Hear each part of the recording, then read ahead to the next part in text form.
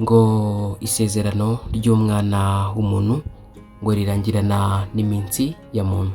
Icyakora Uwiteka iyo ari we usezeranye rihoraho kubera ko nawe ahoraho.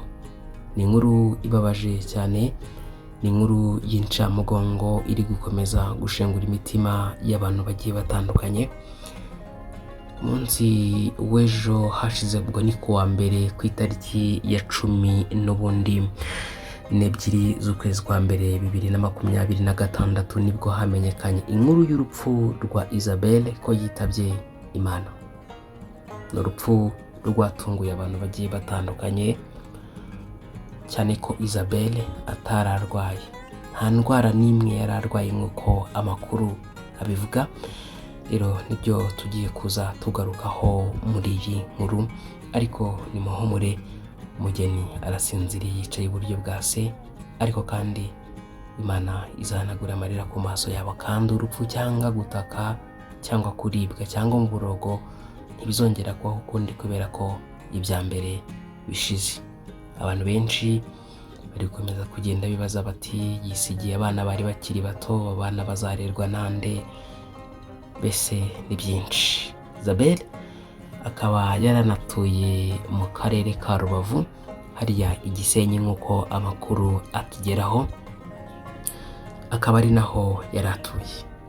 Muri kwibaza ngo byagenze gute, Isabelle yitabye Imana gute? Mw'abantu mwe, sinzi ukuntu iyi nkuru naza kuza kuba nayibabwira kugira ngo mubashe kumva no gutekereza mu by'ukuri cyaba cyateye urupfu rw'uyu mubyeyi. Amakuru avuga ko Isabelle ku itariki 11 yaryamye ari muzima, hanyuma ku itariki 12 nyine ku itariki 11 mu rukerera nyine rushyira ku itariki 12 nyine basanga yapfuye, atarwaye, atararwe, ntaho ababara, basanga yitabye Imana. None abantu bari gukomeza kugenda bibaza bati se yaba ari umunaniro, yaba ari iki? Ese yaba yarozwe? Byaba bimeze gute? Njye nagerageje kubaza amakuru y'umuntu umuzi neza, ambwira ko Isabelle yaryamye ari muzima ku itariki 11 nta kibazo afite. Rero ku itariki 11 zishyira ku itariki 12 muri iryo joro nibwo ngo yabyutse, nibwo babyutse basanga yitabye Imana. Abantu biteye agahinda, ariko aba bana bazabaho mu izina rya Yesu Kristo, kandi dukomeje kwihanganisha n'umutware we. Mukomere ubwo twizeye yuko Yesu yapfuye akazuka, aba ari nako twizera yuko Imana izazanana na Yesu abasinziriye muri we. Munkundire tunyuze n'amaso mu bitekerezo by'abantu bagiye batandukanye. Yitwa Claudius yagize ati Madamu wa Yves Mocras Meta, Imana ikwakire mu bayo kandi uruhukire mu mahoro ya Nyagasani. Yitwa Grace yagize ati Isabelle mwiza, Imana igutuze aheza. Nguyu yagize ati birashoboka ko Bella yapfuye, ati no ntago mbyemeye.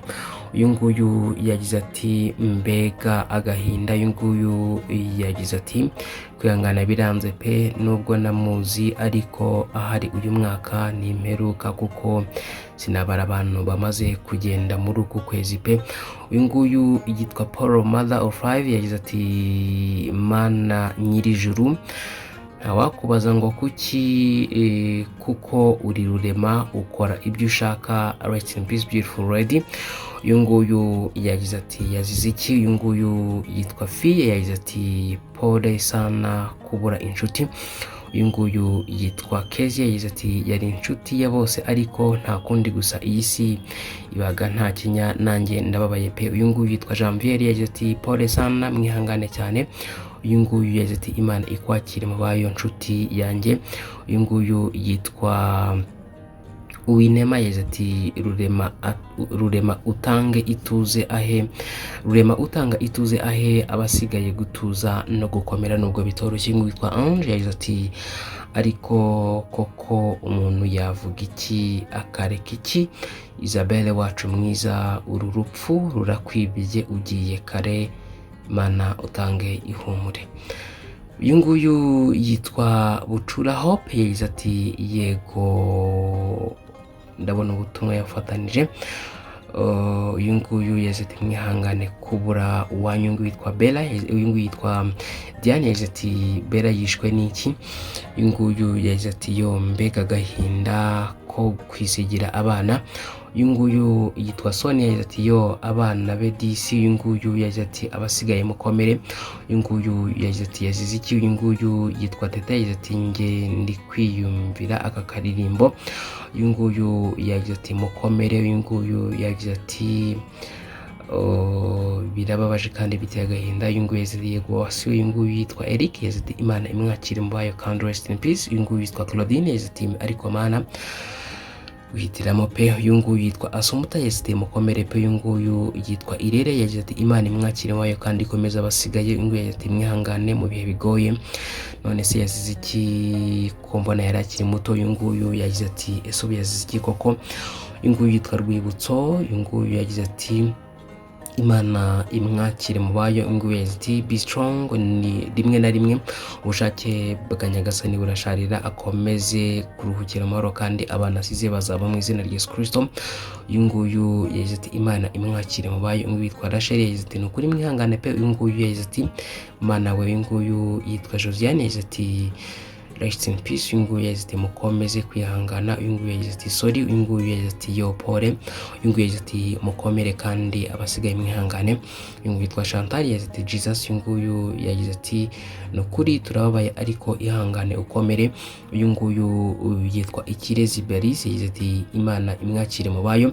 Uyu nguyu yagize ati mbega agahinda. Uyu nguyu yagize ati mbega isi. Uyu nguyu yitwa Shelo yagize ati Paul San. Uyu nguyu yitwa Tessie yagize ati be strong. Uyu nguyu yagize ati impore bambe. Uyu nguyu yitwa Uwitonze yagize ati Condolence. Uyu nguyu yitwa Chantal yagize ati Mana we kuki koko ubuse abana bagiye kurerwa na mukase koko mbega isi muhumure. Uyu nguyu yagize ati rest in peace Isabelle. Uyu nguyu yagize ati nukuri birababaje kandi biteye agahinda. Uyu nguyu yitwa Beza yagize ati ibi bijye bibera bamwe isomo, nta mwiza udapfa, ruhukira mu mahoro mukobwa mwiza. Uyu nguyu yitwa Aime yagize ati inala wala ndabona rwose ibintu yanditse ntabibasha, ariko yagize ati inala wa inalayihi la jin. Isabelle ala akwakire mu beza, yishimira kandi aho wakosheje, Nyagasani akubabarire. Uyu nguyu yitwa Harrison yagize ati Imana imuhe uruko ridashira. Uyu nguyu yagize ati ariko Mana yari akiri muto, gusa birababaje kandi imirimo yakoze muherekeze naho mu gitondo cy'umuzuko. Rero mwundire nsoreze angaha kandi mbashimire, mbifurize no gukomeza kugira ibihe byiza. Imana ikomeze kubarindira ubugingo, ariko kandi twihanganishije umuryango wabuze ababo. Imana y'amahoro ibahumure kandi ibakomeze.